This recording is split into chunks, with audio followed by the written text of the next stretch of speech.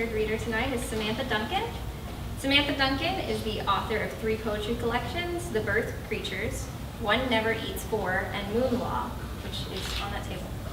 And her fiction has appeared in Meridian, The Pinch, and Flapper House. She serves as executive editor for ELJ Publications and reads for the print journal Gigantic Sequins. She most enjoys coffee chocolate chip ice cream, though it's often hard to find, so she usually settles for vanilla with Oreos. Samantha.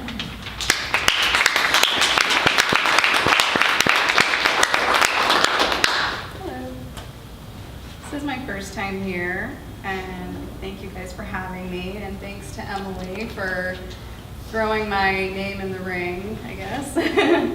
I'm going to change it up. I'm going to read a couple of stories, if that's okay.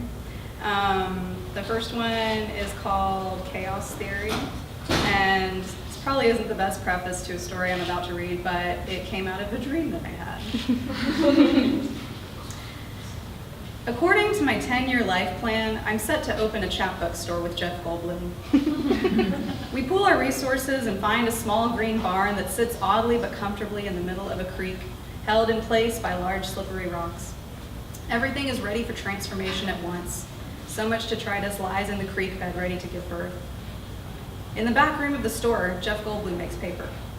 For weeks, the creek feeds us discarded items that collect on the counter. 3 bites of a deli sandwich, receipts for car parts, an old woman's brassiere. With mortar and pestle, they're thrust into paper pulp, pressed and dried, printed with poems, bound with ribbon and twine. The card catalog swells with universe. I man the front of the store, studying each customer carefully so as to find their perfect book match, and placing their money carefully into a white wooden mailbox that washed up at our door one morning.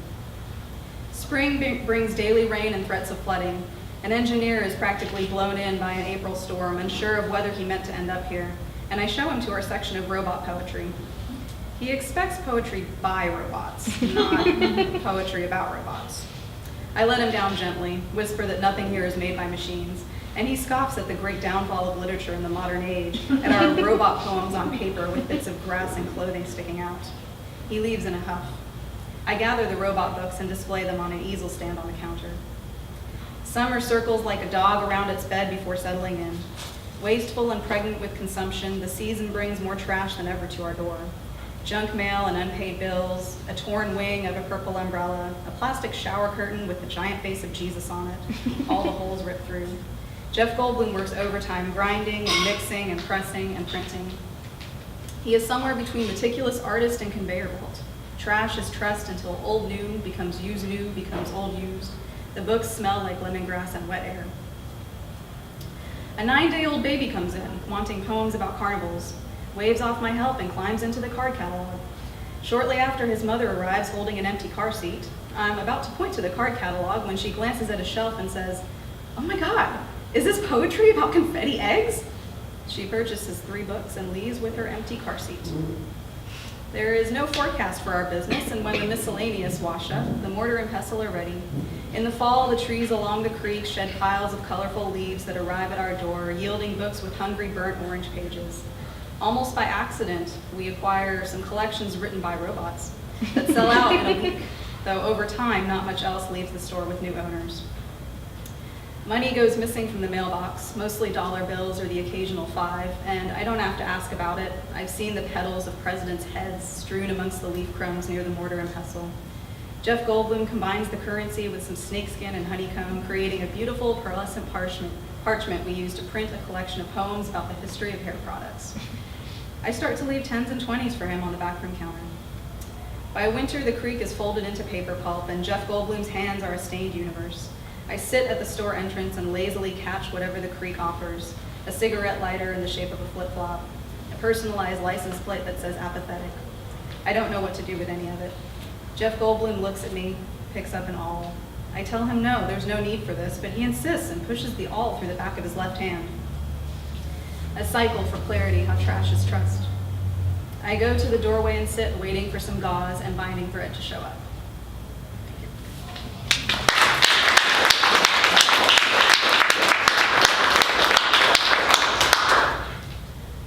Next story I was going to read is called The Playground, and it's about a playground, which is a place I spend a lot of time as the parent of 2 little humans.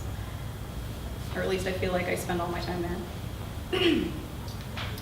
It was the start of spring when the playground began to behave in a maternal way. Howard, having just learned to walk, tripped over his own feet and landed hands and knees in a muddy spot of mulch. He had mixed feelings about dirt on his body, only enjoying it when he submitted himself to it.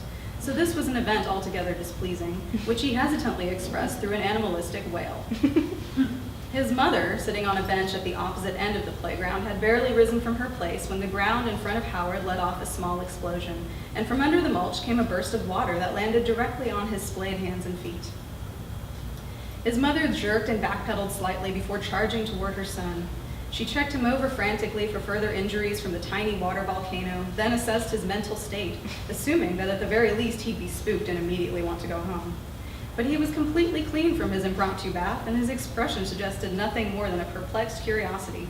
And when she moved her hands to his armpits to hoist him up and head for the car, he fought back with the move all children perfect in their first year of thrusting one's arms straight up, causing them to slide out of their handler's grip. This worked, and she put him down. Immediately, he ran to the metal dome climber, and though he'd never done it before, climbed almost to the top and rested his body there, giving the structure an awkward but loving hug. His mother, unsure what to think of this, circled the playground to look for signs there would be another explosion. But the ground looked calm and inanimate. There had to be an explanation for this, maybe some natural phenomena she'd never heard of. Maybe the playground was built on shifting plates. Science held the answer. She watched her son close his eyes and hug the dome climber tighter. Other things started to happen, though, that couldn't be dismissed by any sort of science. Bailey attached his mouth to the outer curve of the yellow tube slide. A few minutes of this passed before his mother looked up from her iPad and tensed her face in disgust. "Bailey, what are you doing?" She marched over to him. He waited until she was within arm's reach before popping his little mouth off the slide. "I'm not finished!" His mother had never heard such a voice come out of her child. She was stunned, and despite her feelings about whatever germs were likely on the slide, she let him be and went back to her bench and iPad. She couldn't read, however, and glanced up every few seconds to watch her son suckling the giant piece of plastic. Having been unable to nurse him so many years ago, she had a sudden wave of emotion about what she saw. Some kids started eating the mulch on the ground. Others nuzzled up to the plastic rock climbing wall. Through it all, they were willing and relaxed, as though they'd been acting this way their whole short lives toward a non-feeling entity. Theirs was a bond challenged only by the relationships they had with their parents. The parents reacted in various ways. Esme's father stopped bringing her all together when one day the girl took her blanket up the wooden ladder and slept on the landing for 2 hours, unable to be disturbed. Others, while unable to fully embrace this nurturing playground, continued to bring their children to it, as it proved to be an excellent babysitter, while they answered emails and chatted with each other. Charlie's mother saw the playground as a welcome relief, having spent the first 3 years of her son's life unable to detach him from her hip without sending him into a rage. This was the first time she'd seen him accept the comfort of someone that wasn't her, though it was a something. Then it rained for a week in April. Armed with busy boxes and DVDs, parents were surprised to see their children react with even tempers and not cabin fever. They played kindly throughout the day by themselves and with each other. They all missed the park terribly, however, in a longing way not usually attributed to non-living things. The first day after the rain had gone, the playground swallowed Layla. She was digging in the mulch, then slurped up in an instant and gone underground. Her mother, who had been entrenched in a farming game on her phone, didn't even see it. It happened so fast. Though someone's father did witness it and described to her a scene she could never believe even years later. It appeared not to have been an intentional move, according to the father, though he couldn't say why he thought that. Just that a feeling lived in him saying over and over, "It rained so long, and a playground needs kids."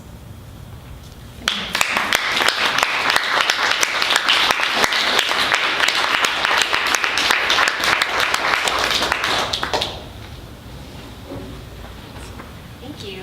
It's like so entertaining. I want to like listen to you read stories all night.